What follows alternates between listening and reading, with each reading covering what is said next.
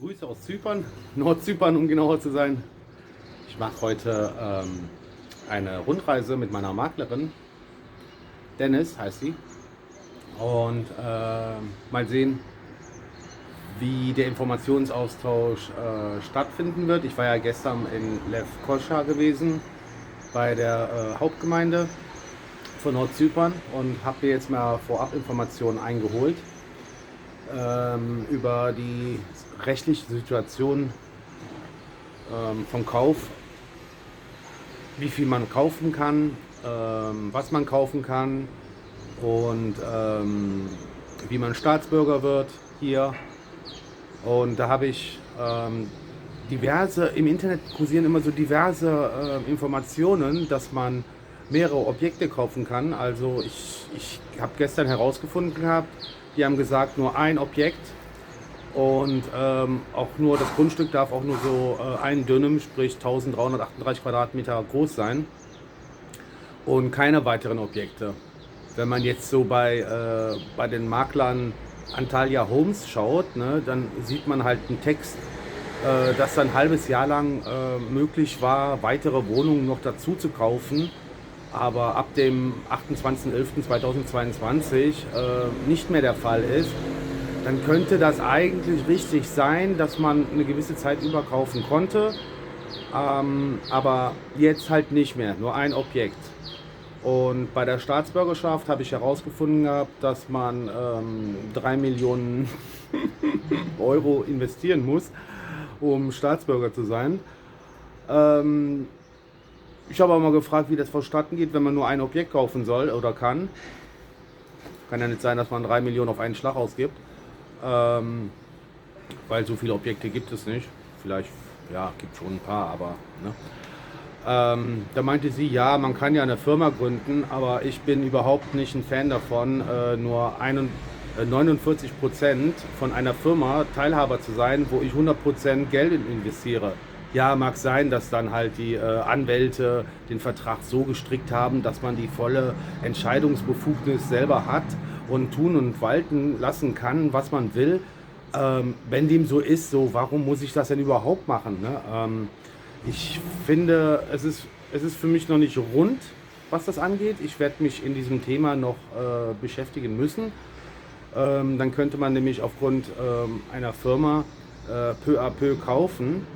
Und die Frau von der Hauptgemeinde meinte zu mir, bei der Staatsbürgerschaft würdest du zwar eine Genehmigung zu einer Staatsbürgerschaft bekommen, aber du müsstest dann innerhalb 6 Monaten die 3 Millionen investiert haben in das Land und dann wirst du Staatsbürger. Wenn nicht, wird die Genehmigung zur Staatsbürgerschaft wieder entzogen. 6 Monate finde ich auch schon ein bisschen knapp. Ich weiß jetzt nicht, ob das alles 100% ist. Ich werde natürlich immer mich nicht auf eine Stimme verlassen, sondern werde mindestens 3, 4 Personen von verschiedenen Branchen und Abteilungen und das heißt Makler, Anwälte, Gemeinde selber etc. Informieren, um eine klare Schnittmenge wieder herauszuarbeiten und die als Wahrheit anzusehen. Kennt ihr ja von meinen Videos, wie ich immer vorgehe. Wahrnehmung und Wahrheit müsst ihr euch mal anschauen. Okay, da mache ich jetzt mal einen Cut hier in diesem die Maklerin müsste auch schon gleich vorbeikommen. Dann nehme ich mal auch mal unterwegs was auf. Bin ja diesmal Beifahrer und gucken, was ich so einfangen kann. Wenn ich selber unterwegs bin, ist das ein bisschen schwierig, während der Fahrt irgendwas aufzunehmen. Linksverkehr ist eine Sache. Da muss ich schon echt, ich fahre langsam und vorsichtig und muss aufpassen. Wurde auch schon angehupt, weil ich mich nicht richtig verhalte.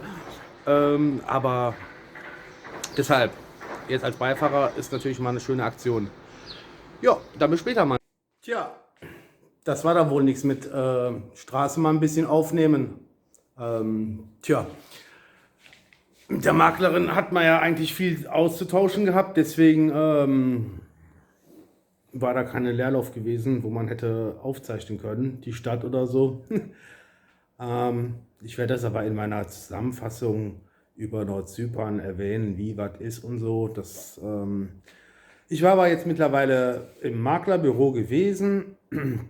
Meine Fragen waren schon sehr speziell gewesen und einiges hat sie mir bestätigt, aber ich kam dann auch an ihre Grenzen. Aber das Gute bei ihr ist ja dann, dass sie dann sagt, sie weiß es jetzt nicht. Am besten wäre es, wenn wir zum Anwalt gehen und uns da Rechtssicherheit einholen, wie es hier tatsächlich in Nordzypern abläuft. Gesagt, getan. Wir sind da glatt hingegangen zum Anwalt heute auch noch. Und ich habe mal mit dem Anwalt dann gesprochen. Vorweg, die Hauptverwaltung gestern, wo ich da auch war, ich wusste jetzt gar nicht so, ich dachte, man müsste einfach nur kaufen, um hier bleiben zu können, und habe mal gefragt, wie das mit den Mietern ist, und die meinte, ja, wenn man einen Betrag X vorweist, pro Person glaube ich 10.000 Euro oder was, nagelt mich da nicht fest, hat mich nicht so interessiert, weil Mieter wollte jetzt nicht sein, aber dass man dann halt für ein Jahr eine Ikamet quasi, so wie in Türkei, bekommen kann. Das so am Rande.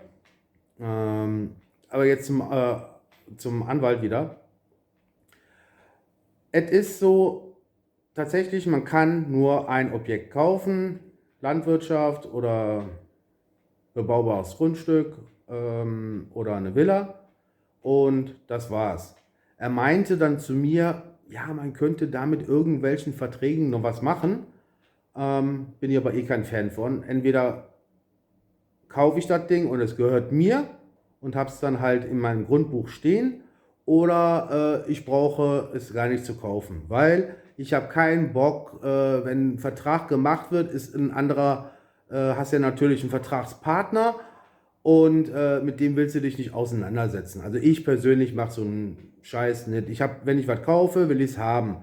Wenn ich ein Auto kaufe, will ich, dass es mir gehört, und ich möchte es nicht mitteilen mit einem anderen oder Nutzungsrecht oder was auch immer. Verträge bedeutet immer, du musst dich mit irgendwem auseinandersetzen. Egal wie oder wann. Und deswegen halte ich davon nichts. Grundsätzlich darf man ein Objekt kaufen. Was die Staatsbürgerschaft angeht, stimmt soweit, wie ich es herausgefunden hatte. Man kann 3 Millionen auf der Bank haben. Er hat mir gesagt, es kann auch auf einer türkischen Bank sein. Und es wird ja eh nur versucht. Ja? Also sprich, wenn man auf der Bank 3 Millionen vorweisen kann, dann nimmt man sich die Belege, die Kontoauszüge, geht dann zum Anwalt. Der Anwalt macht eine Anfrage auf eine Staatsbürgerschaft in Zypern. Das ist übrigens nicht gesetzlich, was ich jetzt sage. Er meinte nur, es ist auf Anfrage kann man es machen. Wenn es genehmigt wird, wird es genehmigt. Wenn es nicht genehmigt wird, wird es nicht genehmigt. Also da gibt es kein Gesetz oder ja, das ist dann halt so, was soll ich sagen, gut dünken oder mir passt deine Nase oder was auch immer. Oder du brauchst einen guten Anwalt, den man gut kennt und leiden mag, oder ich weiß es nicht. Auf jeden Fall ist kein Gesetz. Man kann einen Antrag stellen, wenn er genehmigt wird, okay, dann kannst du Staatsbürger werden. Und wenn du dann die Genehmigung bekommen hast, du musst natürlich auch, bevor du den Antrag mit deinen Kontoauszügen einreichst, musst du einen Investitionsplan vorlegen, wie du die 3 Millionen hier in Nordzypern anlegen möchtest. Und das sollte natürlich fix, also klar sein, so ein Investmentplan für die nächsten 6 Monate, das reichst du dann ein. Und wenn die sagen, jo, wir können solche Leute gebrauchen jetzt momentan, dann kriegst du die Genehmigung und wirst Staatsbürger, musst es dann aber in 6 Monaten alles erledigen, was im Investitionsplan eingereicht wurde, umgesetzt wird. Wenn es länger dauert, verfällt die Genehmigung. Wenn die kein Geld brauchen, sagen sie wahrscheinlich, nee, wir brauchen kein weiteres Geld mehr, es sind schon zu viel verkauft worden oder kein Land mehr da oder was. Dann werden sie dann wahrscheinlich einen Riegel vorsetzen. Ja, so sieht es dann aus. Weitere Informationen fallen mir jetzt spontan nicht. Doch, fällt mir noch eins ein. Und zwar, man ist nicht unbedingt beschränkt auf einen Dönüm, sondern man kann sogar bis zu 5 Dönüm ein Grundstück kaufen, wo eine Villa drauf ist. Dafür gibt es aber natürlich Voraussetzungen. Es darf wohl keine Straße dahin führen oder so, darf nur eine Übergangsstraße dahin sein. Sobald eine Straße da ist, ich glaube von der Behörde selber, sagen die dann nur noch, nö, ein Dönnem mit einer Villa drauf und das war's.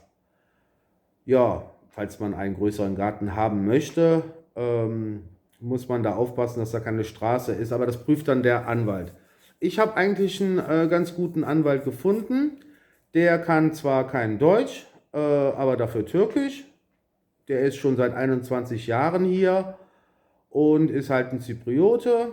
Und ja, auf jeden Fall ein Anwalt mit sehr langjähriger Erfahrung bevorzuge ich persönlich und einer, der von seine Wurzeln hier hat, mehr. Naja, ist egal. Auf jeden Fall habe ich ein gutes Gefühl dabei. Bei dem ich würde, wenn ich irgendwas mache, über ihn auf jeden Fall abwickeln wollen. Zumal ich auch der türkischen Sprache recht gut mächtig bin, sage ich jetzt mal so. Zwar fehlerhaft, aber ich komme klar damit. Ja, das war mein Tag heute gewesen. Ich hoffe mal, das war aufschlussreich und informativ, was hier in Zypern, Nordzypern abgeht. Was wir machen, keine Ahnung, entscheidet sich dann halt ICAMED-mäßig und wozu wir halt gedrängt werden, sei es politisch oder ja, ICAMED-mäßig, weiß man halt nicht, ne? Aber man sollte immer einen Plan B haben und den sondiere ich jetzt gerade aus. Und falls ihr auch Schwierigkeiten habt, also ihr als Mieter könnt auf jeden Fall auch dahin gehen. Habt dann halt eine ICAMED, so wie in Türkei es gewohnt hat. Dann macht ihr den ganzen Scheiß dort auch. Ja, das war es in diesem Sinne. Ich wünsche euch einen schönen Abend und weitere Videos werden folgen über Nordzypern. Ich habe nichts aufnehmen können, was drumherum abgeht. Ich war mal kurz auf dem Bazar, aber das war es auch schon. Ja, ansonsten bin ich nur am Quatschen. Und ja, in diesem Sinne nochmal schönen Abend dann noch. Bis dann, ciao.